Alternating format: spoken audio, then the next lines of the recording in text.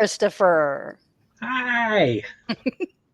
So wonderful to have you. You will be one of 32 authors at the Holiday Book Festival That makes on me feel so special to be one of 32. I feel like a Borg.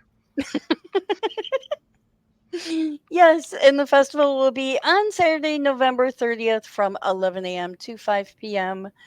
at the Kensington Mill Falls Event Center in Milford, Michigan. Which apparently is a real place. It is. It's an in-person event. So you have 8 or 9 books that you're going to have at the festival. Yes, I think there's two that I can't get a hold of right now. Okay, One of the ones I should have, so at least 9. that's quite a few. And are they all the same genre, or do you have a variety of genres? I'm gonna go with variety. There's some within the major overall genre, but within the subgenre of it, each one would be different. For instance, I do have one historical that has nothing to do with the other books I've written. I do have a romantic comedy I'm bringing. I've got 4 thrillers that I'll be bringing. I've got a couple of comedies, and then one sort of mystery that just came out on Tuesday this week. Ooh. And that mystery is Snow Angels in the Dust, Snow Angels in the Dust. which you will be reading, and there's the cover. It will be in the book cover contest. Yes. Which I'm excited Yay. for because I think she knocked it out of the park with this cover. I love this Yes. cover artist. Yeah, show that cover again because that is, yes, Trying that not is to glare on it. awesome. That is very cool. I've used her now. I think this is her 6th or 7th cover, 7th maybe with me. Oh, wow. So she Nice. was a real find. It's hard to do for an author to find one, especially after going through the pandemic, because some of the artists disappeared during the pandemic. So that's awesome that you have one artist for that many.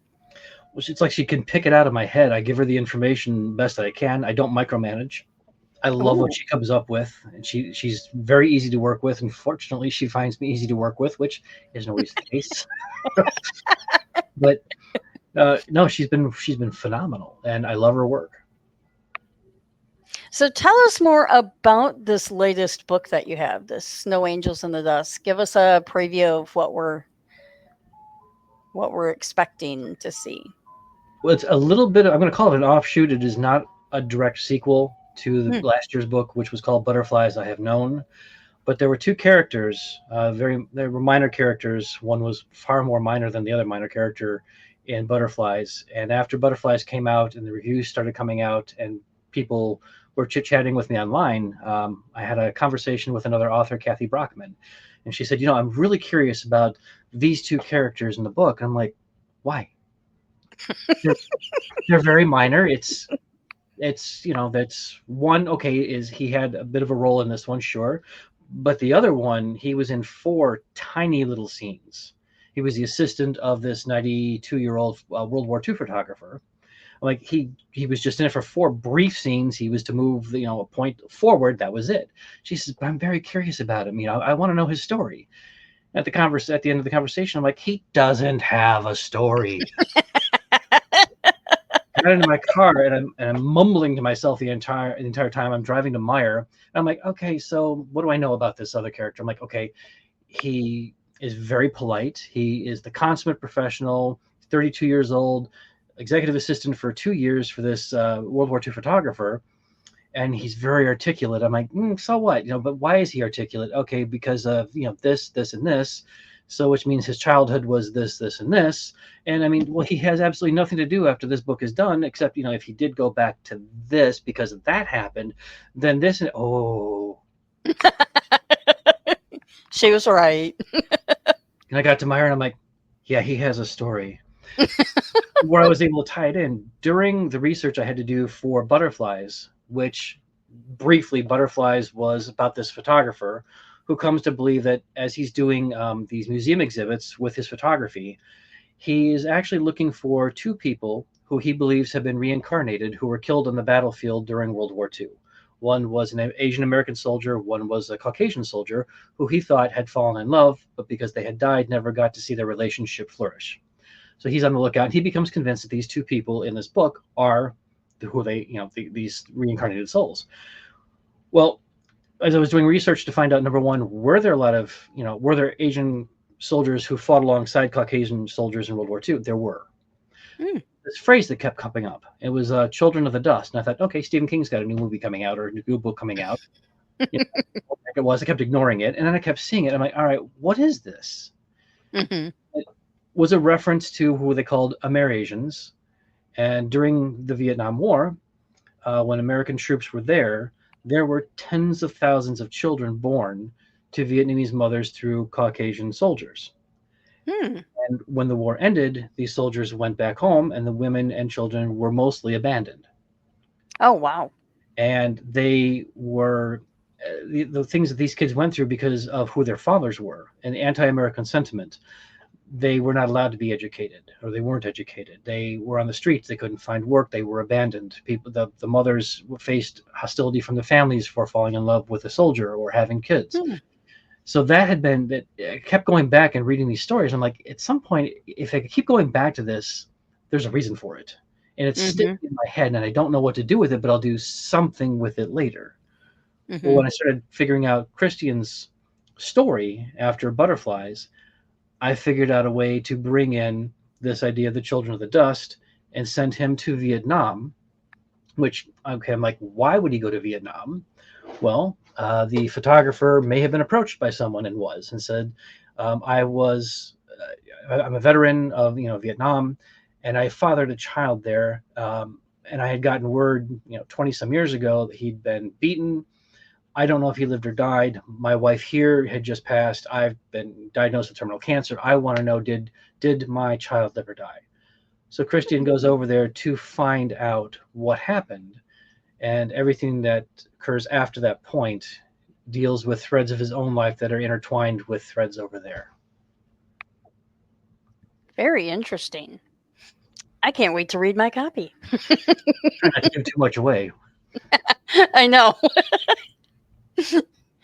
Awesome. So you are a Michigan author. So let's see. We are the only authors who, when people say, "Where are you from?" can point to our hand and actually show them. Yes. That is one advantage of being a Michigan author. It is. Where do you live? Somewhere in here. Awesome. So you've got this book that just came out. So are you a pantser or are you a plotter? Did you have this all out nicely outlined? Diana's gonna love this if she ever watches it. I am the ultimate pantser. Okay. It's like rapid fire ping pong in my head. I will sit down. I'm like, okay, I have no idea for a book. What about this? And and that and this and like, this will just okay. Oh, that's pretty. Put that aside for right now. Let's go back to this right over here. And I will sit down and I will sketch out scenes throughout the entire book, whatever just happens to get caught in my head.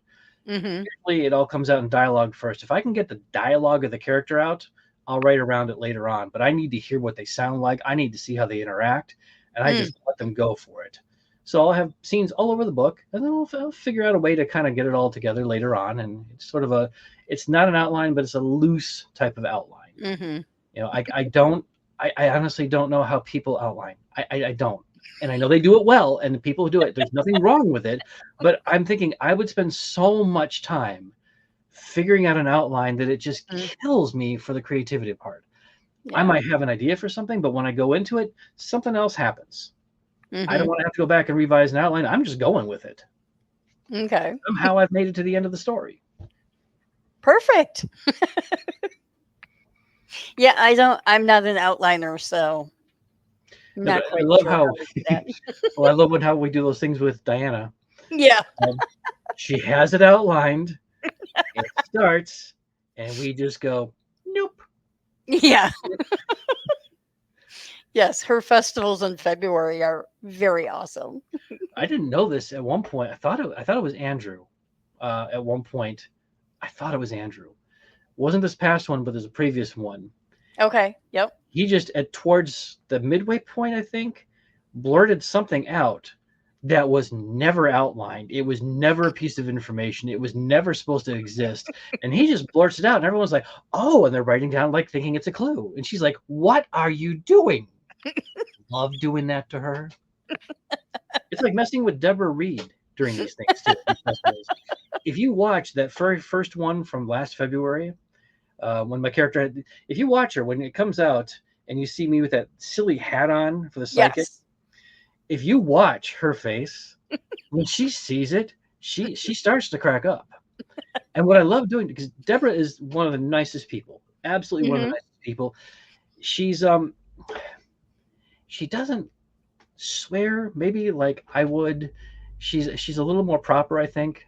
Mhm. There are times I know I can get her goat, but double entendres really get her. And it was her day. I think she read that first day. That very first one was her reading, Mhm. so she was there. And all I remember is when I saw her, I'm like, "Oh yeah, we're gonna do this." I picked up the crystal ball that I supposedly had, and I had pre-written this little message about the type of crystal ball that I like to bring with me, and I just popped in the phrase of as someone who's held many balls in his hand over the years. And if you watch her, as soon as I say that, you start to see her go because she knows it's on. It is starting, and I love doing that to her. Yes. Oh, it's going to be interesting come November when we have you, Diana, and Andrew all in the same physical location. Just beware of starbursts. Interesting. Have you Starbursts. have you heard that one? I don't think so. I did a signing with 30 some other authors down in Texas one year. I think it was Austin. And they Okay. would say have like candy or something on your table so Hmm. people can come up and they so I brought a couple bags of Starburst with me. And I Okay. was sitting next to one of my all-time favorite friends, Patricia Logan, another author, and love messing with Patty. Got to the end of the festival. I'm looking down. I've got a bowl full of lemon Starbursts.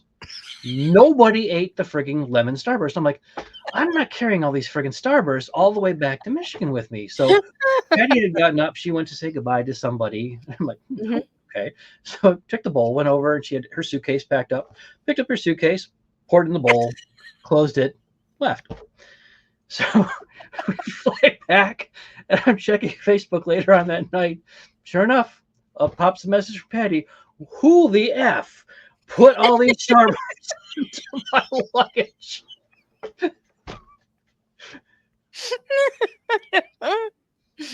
Guilty. I was going to say, did you admit? Oh, she figured it out later on, but yeah, yeah, yeah. It was hard not to mess with her a little bit. So they don't like lemon starburst in No. Austin, Texas. Interesting. Every other one they love, just not lemon. No Hmm. idea why. Oh. So do you have any more books that you are working on?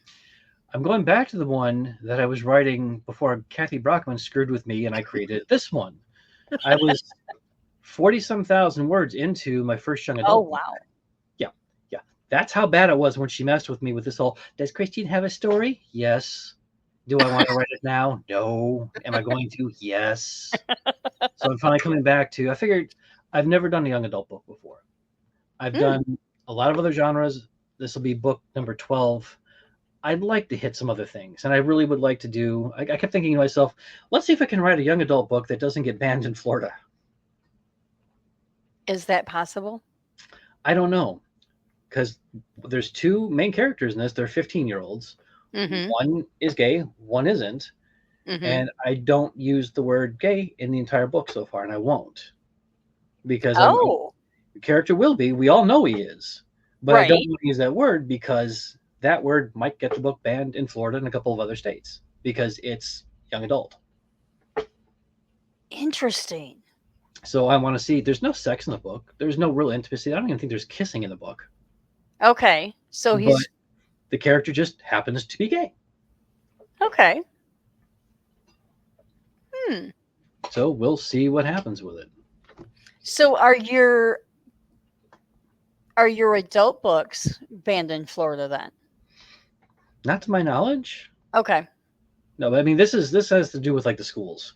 What books the Ah, schools okay. can have in there, or and the things going on with the libraries where they want content with LGBTQ content, not in the libraries either, because God forbid anyone can go up and read them.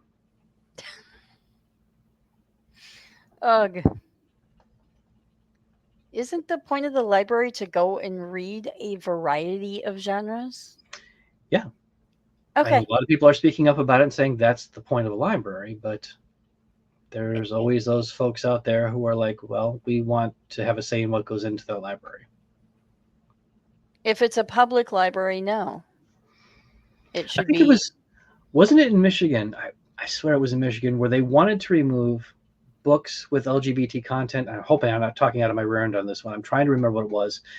And when the library said, no, we're not going to remove them, they got the city to defund the library. And it was some author who ended up giving them money to keep their doors open.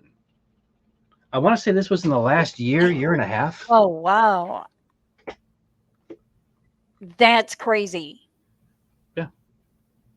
Because to me, a library is similar to a television. If there's books or channels you don't like, so don't watch or read them. Yeah. Unfortunately, they don't want someone else to watch it either. So, To me that's just sad because I've listened to your readings and this will be my first book that I get from you. Yay. That I get to read the whole thing and I just don't get little snippets. So I'm looking forward to it and adding to my nice collection of library now that I have a library.